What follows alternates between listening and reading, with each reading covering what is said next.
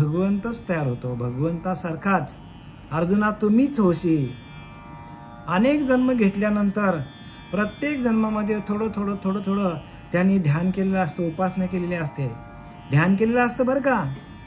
वाचन नाही, ऐकणं नाही. ऐकणं म्हणजे ज्ञान नाही आहे, वाचन करणं म्हणजे पण ज्ञान नाही, माहिती आहे. आपण माहिती जमा केली खूप. आता एखादा डॉक्टर आहे, त्याने खूप माहिती जमा केली, त्याचा फायदा काय होईल का? प्रॅक्टिकल व्हायला पाहिजे. डॉक्टरने सगळी पुस्तकं लिहिली, या रोगावर तो उपाय, त्या रोगावर अमुक उपाय, अशा अनेक औषधं शोधून काढली त्यांनी, पण त्याच्यावर त्यांनी प्रयोगच केला नाही. असेच पडून सडून गेले ते. काय फायदा होईल का? तसं आपण माहिती जमा करणं. बरेचसे लोक या पंथात, त्या पंथात, त्या पंथात, अनेक पंथात धावतात. तिथे फक्त माहिती आहे. Information is not knowledge. Information is not knowledge. माहिती म्हणजे ज्ञान नाही. बरेचसे पंथ निघालेत असे, देव असा आहे, देव तसा आहे, देव अरे पण तुम्ही देव आहात हे कोणी सांगतो का तुम्हाला? तुम्ही प्रॅक्टिकल करून बघा ना. त्यांनी काय सांगितले? दुधामध्ये तूप आहे, दिसतो का? प्रक्रिया करावं लागेल. तसं आपल्याकडे परमात्मा आहे, आपण प्रक्रिया देणारा गुरु मिळत नाही आपल्याला. म्हणून आपले सच्चिदानंद सद्गुरू राष्ट्रसंत, ज्यांना राष्ट्रसंत घोषित करण्यात आलं, असे श्रीपाद बाबा, रामदास बाबा, पांडुरंग दिवेकर बाबा हे आमच्या जीवनात आले आणि त्यांनी आम्हाला त्या परब्रह्म तत्वाशी एकरूप केलेलं आहे. आणि एकदा का त्याच्याशी एकरूप झालं का तुकोबाराय काय बोलले? देव पाहावाशी गेलो आणि देवच होऊन ठेलो. कठीण आहे बरं काय, पण तसं बघायला गेलं तर सगळ्यात सोपं आहे. पण तसं गुरु मिळत नाही आपल्याला. बऱ्याचशा लोकांनी बाजार मानलेला आहे. सगळे लोक बाजार झाल्यात आणि आपण सगळे त्यांना भुलले जातो. तर भुलून जाऊ नका. कारण काय माहिती का, आपण करा सोडवानं. संसार बंधन तोडावेगी म्हणजे काय? आपल्याला सोडवून करावं लागेल. संसार बंधन म्हणजे जन्म मरणाचा फेरा आपल्याला चुकवण्यासाठी श्रीगुरूला शरण जायचं. माहितीसाठी अजिबात जायचं नाही. माहिती काय पुस्तकामध्ये आहेच.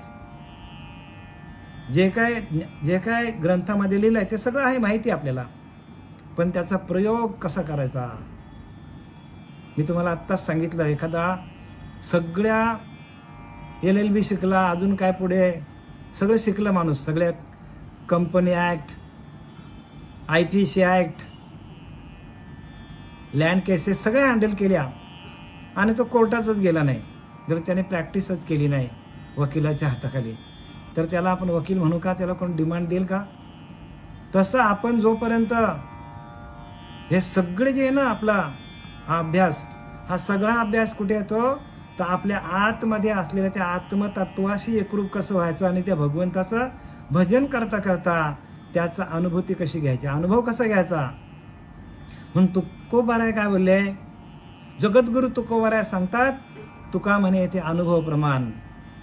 शब्दांचे गौरव कामा नये. चांगल्या प्रकारची उच्च लेवलची भाषा आपण वापरली आणि लोकांना आपण भुलवलं, पण तुकोबाराय सांगतात येथे अनुभव प्रमाण. अनुभव हाच तुमचा गुरु आहे. आपला स्वतःचा अनुभव हाच आपला गुरु आहे. आणि जर आपल्याला अनुभव येत नसतील तर मग ते फलकट ज्ञान काय कामाचं? आपल्याला काहीच कामाचं नाही हो.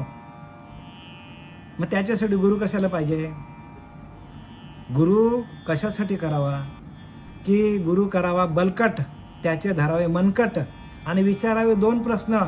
मी कोण आणि देव कोण? बघा, आपण कोण आहोत आणि देव कोण आहे याचा उत्तर आपल्याला मिळालं पाहिजे.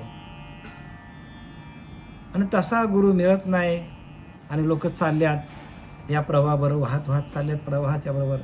जैसा प्रवाह पडला तैसाच लोक चाललेला. कोण आवरेल कोणाला? इथे सगळे चालल्यात. म्हणून त्यांनी इथं काय लिहिलंय 9व्या-19व्या श्लोकामध्ये की अनेक जन्माच्या शेवटी ज्याचे ज्ञान परिपक्व झाले आहे. अनेक जन्मावर का? एक जन्म नाही. आता एखाद्याने ह्या जन्मामध्ये अनुग्रह घेतला आणि त्याचा जर अभ्यास पूर्ण झाला नाही तर त्याची वासना शिल्लक राहील. त्याची वासना काय शिल्लक राहील? अरे बापरे, आपला अभ्यास पूर्ण झाला नाही. अरे बापरे, आपलं ध्यान पूर्ण झालं नाही. अरे बापरे, आपल्याला ह्या जन्मात देवाची प्राप्ती, देवाचा अनुभव आला नाही, मग अंतकाली त्याची तशीच कामना राहते. कामना काय? भगवंताला प्राप्त करण्याची, भगवंताचं आत्मदर्शन घेण्याची. जर आपली अंतकाली आपली जर तशीच आपली इच्छा राहिली तर आपल्याला पुढचा जन्म सहज भेटून पुढच्या जन्मात किंवा त्याच्या पुढच्या जन्मात आपल्याला भगवंताची प्राप्ती होणारच 100%. एखाद्या माणसाने वासना धरली या जगामध्ये, वासनेच्या पाठी लागला तर त्याला सगळं भोग मिळतात बघा. जशी इच्छा असेल तसं मिळतो. जे जे इच्छिले ते त्याशी लाहो.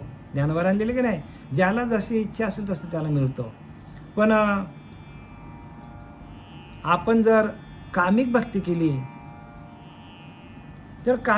केली तर आपल्याला पुढच्या जन्मामध्ये जावं लागेल. आणि आपण निष्काम भजन केलं, निष्काम भजनी भगवंत जोडे, निष्कामतेने कुठलीच आपल्याकडे कामना नसेल आणि आपल्या भगवंताचं जर अखंड भजन चालू असेल तर अर्जुना तुम्हीच होशी.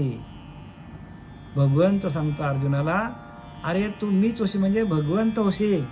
आणि इथं तीच ओवी सांगते, बहुनाम जन्मनामंते ज्ञानवान माम प्रपद्यते वासुदेव सर्वमिती स महात्मा दुर्लभम. एखादाच दुर्लभ महात्मा सांगतात. दुर्लभ असा माणूस दुर्लभ सांगितलाय. आस्थेच्या महापुरी रिगतात कोट्यावरी परी प्राप्तीच्या पहिलं तरी विपायला निघे. बघा काय सांगतात ज्ञानोबा. मागे वगैरे आपल्याला याच अध्यामध्ये आस्थेच्या महापुरी रिगतात कोट्यावरी. कोट्यावधी लोक या भगवंताच्या प्राप्तीसाठी उड्या मारतात. कोट्यावधी बरं का, अब्जवधी लोक आहेत. मला सांग, जगामध्ये कोण भक्ती करत नाही? प्रत्येक माणूस भक्ती करतोच ना सकाळी उठल्यावर. परिप्राप्तीच्या पहिलं तरी विपायला रिगे म्हणजे काय?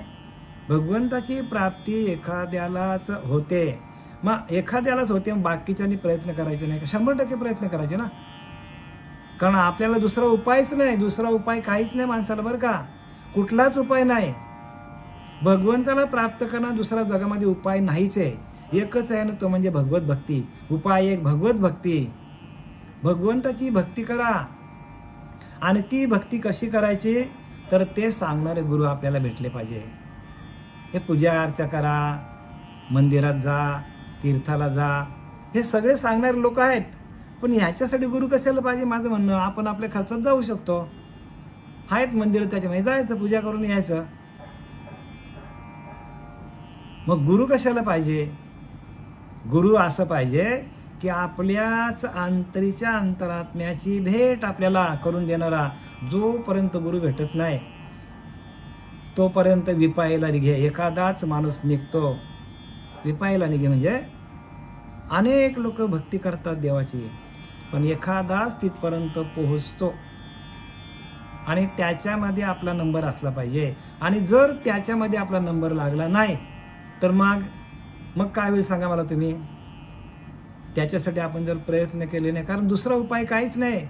या जन्ममरणाचा फेरा चुकवण्यासाठी दुसरा उपायच नाही सांगितले. उपाय एक भगवत भक्ती. जरी ठाकेना विरक्ती तरी यथानुशक्ती भगवत भजन केले पाहिजे. यथानुशक्ती आपल्या शक्तीनुसार भावे पूजावा ईश्वर, परंतु पूजून ह्या विचार कोठेच नाही सांगतात संत रामदास सांगतात. आपल्या शक्तीनुसार भावे पूजावा ईश्वर. बघा, आपली जसं आपल्याला वेळ मिळेल कामधंदा करून तसं आपण ध्यान धरलं पाहिजे. तसं भगवंताचं आपण चरण धरलं पाहिजे. जो श्वास जातो येतो ते चरण आहेत भगवंताचं. भगवंताचे चरण कोणी बघितलेत का हो? भगवंताचं चरण हेच आहे. इडा आणि पिंगला नाडी हे 2 चरण आहेत भगवंताचे. आणि त्या इडा पिंगला नाडी आपल्याला जर त्याच्याशी एकरूप झालो आपण तर मग आपल्याला इडा पिंगला आणि सुषुम्ना नाडी, आपली सुषुम्ना नाडीमध्ये गेल्यानंतर खरी भक्ती आपल्याला मिळतो. या दोन्ही नाड्या जिथे एकरूप होतात ती सुषुम्ना नाडी आहे. आणि त्या नाडीच्या माध्यमातून आपल्याला भजन करता सहज यायला पाहिजे. उपाय एक भगवत भक्ती. जरी ठाकेना विरक्ती तरी यथानुशक्ती भगवत भजन केले पाहिजे. विरक्ती यायला पाहिजे आपल्याला. विवेक निर्माण व्हायला पाहिजे. आपल्याला वैराग्य नाही, विवेक नाही, ध्यान करण्याचं सामर्थ्य नाही, तसा गुरु नाही, महावाक्याचा बोध नाही, आपण परब्रह्म हे माहीत नाही. काय चाललंय काय जगामध्ये बघा. कसली भक्ती आहे. भक्ती त्यालाच म्हणतात की जोपर्यंत, त्यालाच गुरु म्हणतात की जीवाचा आणि शिवाचा ऐक्य करून देणारा. जोपर्यंत सद्गुरू भेटत नाही तोपर्यंत केलेले सर्व कर्म निरर्थकम, सगळं केलेलं फुकट जाईल.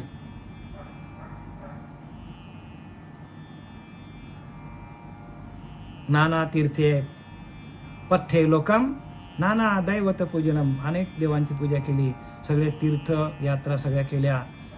परी आत्मज्ञानाविना पार्था सर्व कर्म निरर्थकम. परंतु हे करून आपल्याला आत्मज्ञान होणार नाही, केलेले सर्व कर्म फुकट जाणार आहे. म्हणून इथं सांगितले बहुजन्मानाम, कित्येक जन्म आपल्याला घ्यायला लागतील. आणि असा एखादाच जन्म आपल्याला मनुष्यदेह मिळालेला आहे.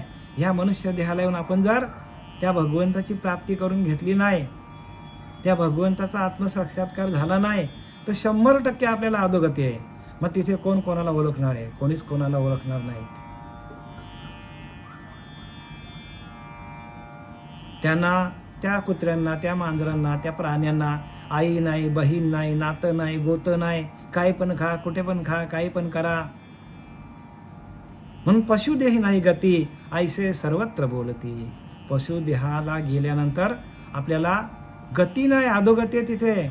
म्हणून नरदेहाची प्राप्ती, म्हणून नरदेह हीच प्राप्ती परलोकाची, परमात्म्याची प्राप्ती नरदेहाला येऊनच आहे. पशुदेह नाही गती.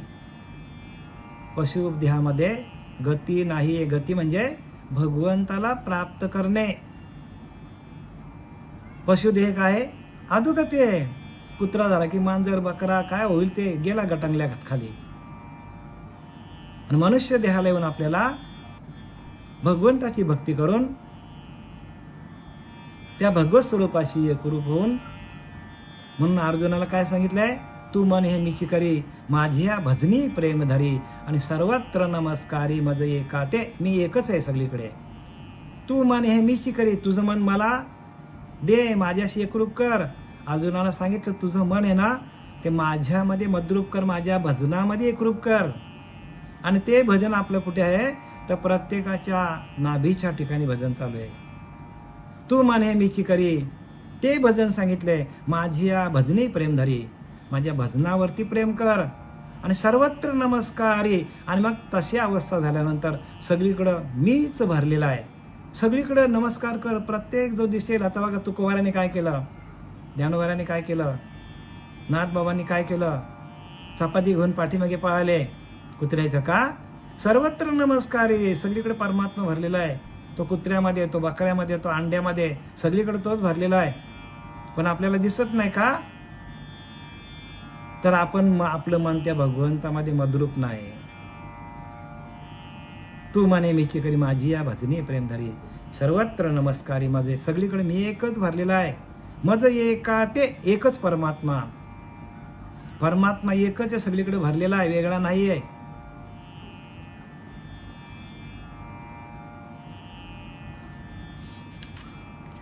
बघा इथं काय सांगतात.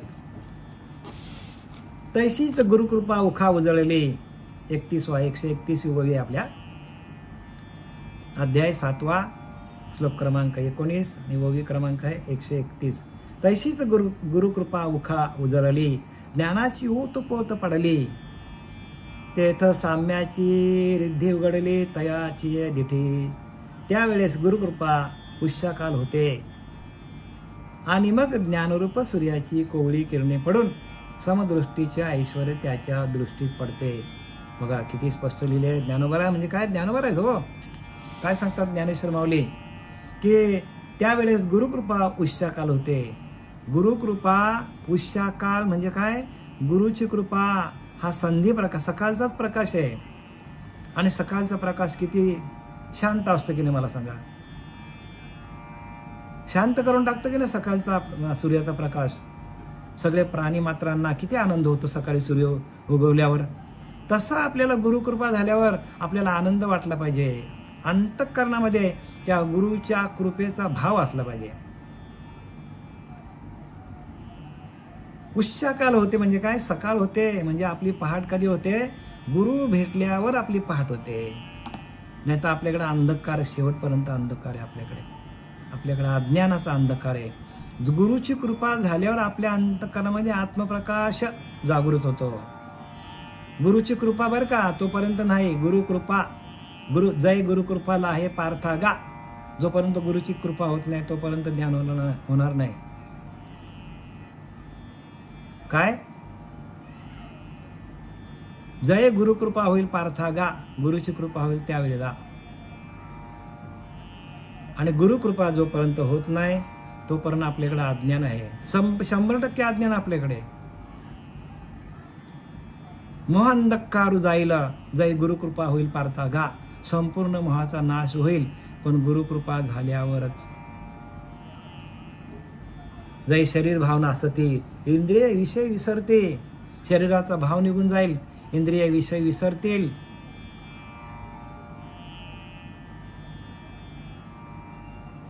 जय शरीर भावना असते, इंद्रिय विषय विसरते. जय सोहमभाव प्रतीती. सोहमभावाचे आपल्याकडं प्रचिती येईल आपल्याला. गुरु काय करतात? आपल्याला त्या सोहमभावामध्ये घेऊन जातात, त्या नामाच्या भावामध्ये घेऊन जातात आणि तेव्हा आपली गुरुकृपा होते. गुरुकृपा म्हणजे काय? गुरुकृपा म्हणजे काय? तर आपल्याला ते गुरु वाट दाखवतात, त्या नामावरती आरूढ करतात, त्या नामरूपी नौकेमध्ये आपल्याला बसवतात आणि आपल्याला रिझवतात, हलवतात. गुरुची कृपा आहे. आपल्याला त्या सोहम तत्वाच्या पालण्यामध्ये आपल्याला बसवतात आणि आपल्याला काय करतात? झेप घालतात. म्हणजे काय करतात? आपल्याला रिझवतात आणि त्या सोहम तत्वाशी आपल्याला एकरूप करून देतात. तसा गुरु मिळाला पाहिजे आपल्याला. आणि तो गुरु आपल्याला उपयोगी येणार, बाकी गुरु आपल्याला उपयोगी येणार नाही. मंत्र तंत्र दाविती, ते गुरु म्हणजे ते, परंतु ते नव्हे सद्गुरु मोक्षदाते, ते आपल्याला मोक्षाला घेऊन जाणार. मग जो आपल्याला सोहम भावामध्ये ठेवेल तोच खरा गुरु आहे, बाकी गुरु नाही सांगितलंय. आणि मग ज्ञानरूपी सूर्याची कोवळी किरणे पडून गुरु काय करतात? ज्ञानरूपी सूर्य आपल्या अंतःकरणामध्ये उदयाला येतो आणि त्याची कोवळी किरणे पडून समदृष्टीचे ऐश्वर्य त्याच्या दृष्टीत पडते. समदृष्टी म्हणजे काय? परमात्मा सगळीकडे सारखा भरलेला आहे आणि तेव्हा आपली खाण्याची पिण्याची वासना सगळी निघून जाते. आत्ता आपली काही लोकांची वासना अजून का तशीच आहे? कारण समदृष्टी नाही. सम म्हणजे जे तत्व आपल्याकडे आहे तेच तत्व कोंबडीमध्ये आहे, तेच तत्व त्या माशामध्ये आहे, तेच तत्व उंदरामध्ये आहे. सगळीकडे एकच तत्व भरलेलं आहे. आणि ते तत्व म्हणजे आपण आहोत. आपण शरीर म्हणजे आपण नाही बरं का. आपल्यातलं चैतन्य आणि त्या बकऱ्यातलं चैतन्य, त्या कोंबडीतलं चैतन्य, त्या माशातलं चैतन्य एकच आहे. असा जेव्हा आपला दृढ भाव होईल त्यावेळेला आपण गळ्यात माल घातल्याचं सार्थक होईल. त्यावेळेला आपल्याला भक्ती मार्गाला सुरुवात होईल. आणि ज्याला कुत्र्यामध्ये देव दिसत नाही, बकऱ्यामध्ये देव दिसत नाही, अंड्यामध्ये देव दिसत नाही, मग त्याला समजायचं की याला वारा लागलेला नाही, भगवंताचा वारा याच्या अंगामध्ये खेळत नाही. अहम वाघा सोहम वाघा प्रेम नगरावरी, आणि मल्हारीची वारी माझ्या, मग ती वारी आपल्या अंगामध्ये यायला पाहिजे. जो आपला अहम भाव आहे, जो आपला सोहम भाव आहे, तो सोहम भाव आपल्यामध्ये प्रगट व्हायला पाहिजे. आणि तिला गुरुकृपा सांगितले. गुरुकृपा कशाला सांगितलंय? की समचरण दृष्टी विटेवर साजरे, तेथे हरी माझे वृत्ती राहो. अनेक न लगे माईक पदार्थ, तेथे माझे अर्थ नको देवा सांगितलंय. मला माईक पदार्थ नकोच. जे पदार्थ माईक आहेत, ज्याच्यामध्ये माया आहे, जे नाशिवंत, ते पदार्थ नको मला. माझी दृष्टी समचरण व्हायला पाहिजे. पहिलाच अभंग तुकोबारांचा आहे. समचरण दृष्टी विटेवरी साजरी, म्हणजे विटीवर जे दोन पाय आहेत कोणाचे? त्या पांडुरंगाचे. आणि ते कसे आहेत? सम आहेत. मागे पुढे आहेत का बघा ते? नाही. आणि दृष्टी कुठे आहे? दृष्टी बरोबर आपल्या भ्रुकुटीवर आहे. दृष्टी कुठे आहे? भ्रुकुटीवर आपल्या, म्हणजे मध्यभागी, आपल्या भ्रुकुटीच्या मध्यभागी. आणि समचरण दृष्टी आणि दृष्टी समचरण म्हणजे सगळीकडं परमात्मा भरलेला आहे अशी दृष्टी जेव्हा आपली व्यापक होईल आणि तेथे हरी माझी वृत्ती म्हणजे भगवंता आम्हाला सगळीकडे परमात्मा दिसला पाहिजे आणि तो तुकोराला दिसला म्हणून समचरण झाले त्यांचे आणि आपले समचरण होत नाही. ते वेळी दयाकडे वास पाहे तो ते उता मीच येताया एको आहे. बघा समचरण झालं ना आपल्या. समचरण म्हणजे सगळीकडे परमात्मा समप्रमाणात भरलेला आहे. मला सांगा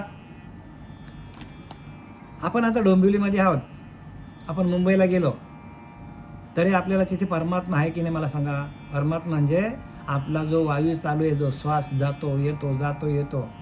का मुंबईला गेल्यावर कमी होतो, अमेरिकेला गेल्यावर कमी होतो का, इंग्लंडला गेल्यावर कमी होतो का, आपला श्वास कमी जास्त होतो का, का होत नाही.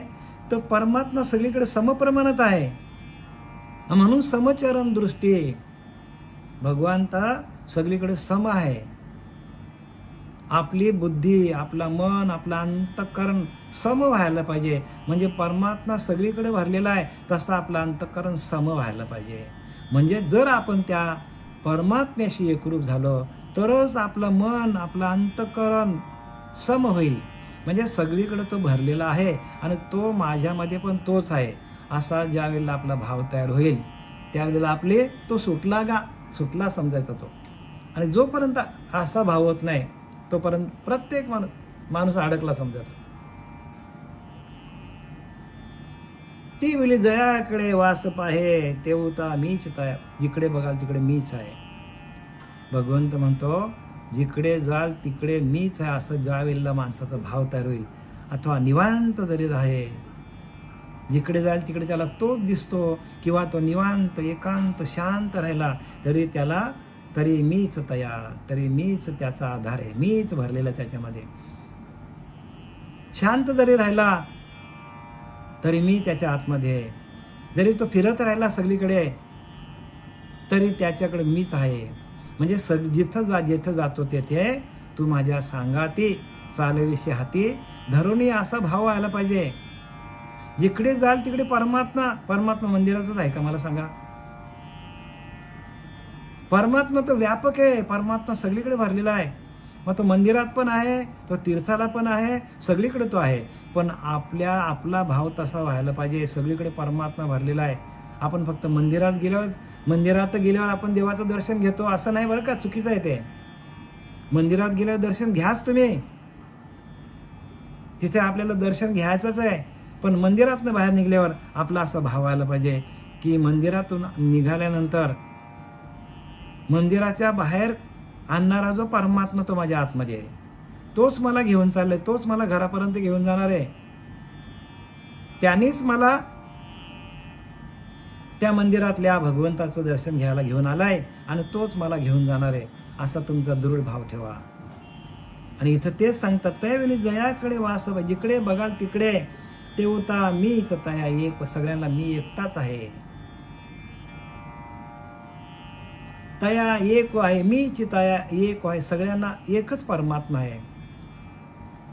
ओम in all, all in one, one in all. काय लिहिलंय? One in all, all in one. Om in all, all in Om म्हणजे काय की एकच परमात्मा सगळीकडे भरलेला आहे. एकच परमात्मा सगळ्यामध्ये आहे आणि सगळ्यामध्ये तो एकच आहे. One in all, all in one. कशी व्याख्या बघा. One in all, all in one. एकच सगळीकडे आहे आणि सगळीकडे आहे तो एकच आहे असा ज्यावेळेला भाव येईल त्यावेळेला परमात्मा दुरी नाही यायला. परमात्मा लांब नाही हो, परमात्मा आपल्याकडेच आहे. उगाच आपण वेळ घालवतो या मायेच्या पुरामध्ये, आपण वाहत चाललोय आणि आपण आपला वेळ फुकटच घालवतो. म्हणून भक्ती करा, अशी भक्ती करा की परमात्मा आपल्या आतमध्ये बसलेला आहे आणि त्या अंतरात्म्याशी एकरूप होऊन त्याचं भजन करणं म्हणजेच भक्ती आहे. भक्ती कशाला म्हणतात की आपण आपल्या अंतरात्म्याशी एकरूप होणं हीच भक्ती आहे. हे असो अनेक काही तया सर्वत्र मी वाचुनी नाही, जैसा सबाह्य जलडो ही बुडाली या घटा. आता दृष्टांत दिला. एखादा घट आहे त्या घट आपण पाण्यामध्ये बुडवला का त्याच्या आत पण पाणी आहे, बाहेर पण पाणी आहे. का अथर्वी घट उदका बुडाला, आत बाहेर उदक भरला, पाठी दैवगत्या फुटला तरी उदक काय फुटे, ज्ञानवरा सांगतात 9व्या अध्यायामध्ये. आत बाहेरी घट उदका भरला, पाठी अथर्वी घट उदका, म्हणजे आत आणि बाहेर. घटाच्या आत पण पाणी आहे, पाण्यात बुडवल्यावर खोल पाण्यात घागर नेली आपण, एखादी घागर मटका नेला, खोल पाण्यात बुडवला आपण, त्याच्या आतमध्ये पण पाणी बाहेर पण पाणी, आणि आपण जोरात खेचला तो फुटला, मडका फुटला बरं का. मडका फुटून गेला, पण मडक्याच्या आतला पाणी आणि बाहेरचं पाणी एकरूप झालं. पाण्याला काही त्रास झाला का? सांगायचं काय ज्ञानोबरायांना, अरे आपला हा मटका आहे ना, ह्याच्या मटक्याच्या मध्ये आत पण तो परमात्मा आहे, बाहेर पण तो परमात्मा आहे. मग जर आतला परमात्मा बाहेरच्या परमात्म्याशी एकरूप झाला, जीव शिवाचा ऐक्य झाला आणि हा आपला देह निघून गेला, काय फरक पडणार आहे का आपल्याला?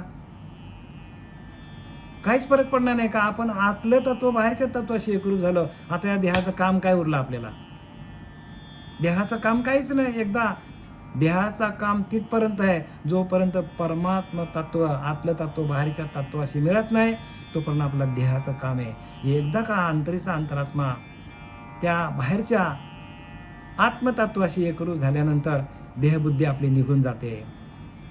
आणि एकदा का देहबुद्धी निघून गेली का आपल्याला परमात्मा संचीला आधीच आहे, आधीच तिथं आहे. परमात्मा संचीला आधीच आहे तिथे. तो परमात्मा लांब नाही, आपलं फक्त देहबुद्धी जायला पाहिजे. देहबुद्धीच्या नारा थोर चिंतेचा आर्दरा, संकल्प विकल्पाचा मारा देहबुद्धी अनिवार. देख दीपाच्या मिलनापाशी केवळ दुःख पतंगाशी, तरी आलिंगन द्यावे तैशी देहबुद्धी.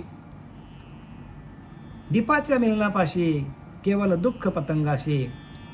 पतंग असतो बघा कीटक, तो काय करतो, त्या आपल्या लाईटवर काय करतो, जाऊन आपटतो आणि स्वतःचे डोळे फोडून घेतो आणि मरतो बिचारा. तसं आपण काय केलंय, तर आपण पण ह्या विषयांमध्ये आपटून झपटून आपला संपूर्ण जी शिल्लक आहे त्या विषयांवरतीच घालवतो आणि तिथेच आपण मरतो. देख दीपाच्या मिलनापाशी केवळ दुःख पतंगाशी, तरी आलिंगन. त्या दीपाच्या मिलनाला त्या कीटकाला किती त्रास होतो, डोळे फुटून घेतो. तसं आपण त्या विषयांवर काय करतो, विषयांच्या नादी लागल्यामुळे आपल्याला आपण स्वतःची शिल्लक संपवून घेतो. तरी आलिंगन द्यावे, तरी आपण त्या विषयांनाच कवटाळून बसलाय. तशी देहबुद्धी, तशा आपली देहबुद्धी आहे. आणि ते देहबुद्धी आपल्याला घालवण्यासाठी इथे लिहिले, समचरण दृष्टी विटेवर साजरी, तेथे हरी माझे वृत्ती राहो, अनेक न लगे माईक पदार्थ, तेथे माझे अर्थ नको देवा. सांगतात मला माईक पदार्थ नको आहे.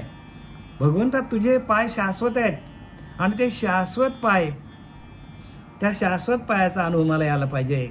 अंतःकरण मलिन असेल तर आपल्याला विषयांचं ध्यान होतं. अंतःकरण निर्माण झालं की आपल्याला भगवंताच्या नामाची ओढ लागते. हे असं अनेक काही तया सर्वत्र मी वाचून नाही. म्हणून अर्जुना, मी वाचून दुसरं जगामध्ये काहीच नाही, सगळीकडे मीच भरलेला आहे. जैसे सबाह्य जलडोही बुडाली या घाटा. जसं एखादं घट पाण्यामध्ये बुडला तर सबाह्य जल डोही म्हणजे डोहामध्ये, म्हणजे ते तळ्यामध्ये एखादा घट जसा बुडला तर त्याच्या आत पण पाणी असतो आणि बाहेर पण पाणी असतो. तसा अर्जुना तुझ्या आतमध्ये पण मी आहे आणि बाहेर पण मीच आहे. आत हरी बाहेर हरी, हरी माझं व्यापिले. असं जोपर्यंत आपला भाव होत नाही, आत्मभाव, तोपर्यंत परमात्म्याचा आपल्याला स्पर्श होणार नाही, परमात्म्याची प्राप्ती होणार नाही. आणि परमात्म्याची प्राप्ती होण्यासाठी आत्मज्ञान सगळ्यात महत्त्वाचं आहे. आत्मज्ञानाविना पार्था सर्व कर्म निरर्थकम. जोपर्यंत आत्मज्ञान होत नाही तोपर्यंत केलेले सगळेच कर्म फुकट जाणार आपले. जे करशे आणि काही नामापरते तत्व नाही, हाकारुनी सांगे तुका, नाम घेता राहू नका. तुकोबारायन सांगितलंय, जे करशे आणि काही नामापरते, दुसरा काही उपाय नाही. उपाय एक भगवत भक्ती. जरी ठाकेना विरक्ते तरी यथानुशक्ते. भगवत भजन केले पाहिजे. भगवंताचं भजन करा. आणि भगवंताशी एकरूप व्हा आणि या देहबुद्धीच्या मधून बाहेर निघा. आपल्याला चिंता का वाटते? देहबुद्धीच्या नरा थोर चिंतेचा अर्धडा. आपल्याकडे चिंता आली का आपण देहबुद्धीवर आहोत. संकल्प विकल्पाचा मारा देहबुद्धी अनिवार्य. संकल्प विकल्प तयार होतात आपल्याकडे आणि पण त्या देहबुद्धीमध्ये अडकतो आपण. म्हणून काय नका करू, संत संग करा. गुरुकृपा जोपर्यंत होत नाही तोपर्यंत संतांची संगत करा आणि संत सेवा हीच उत्तम देवा. संतांची सेवा करा, संतांचं दर्शन घ्या, संत काय सांगतील त्या ज्ञानाशी एकरूप व्हा. म्हणून संता बहु अवघड संत भेटी. संतांच्या भेटी होणं खूप अवघड गोष्ट आहे. सगळे मिळतील तुम्हाला जगामध्ये, सगळं मिळेल तुम्हाला जगामध्ये, पण संत भेटणार नाही. झालेली शिवाय आपले सद्गुरू सच्चिदानंद सद्गुरू श्रीपाद बाबा, पांडुरंग देवेकर बाबा, नाना बाबा, नारायण बाबा यांच्या चरणी समर्पित.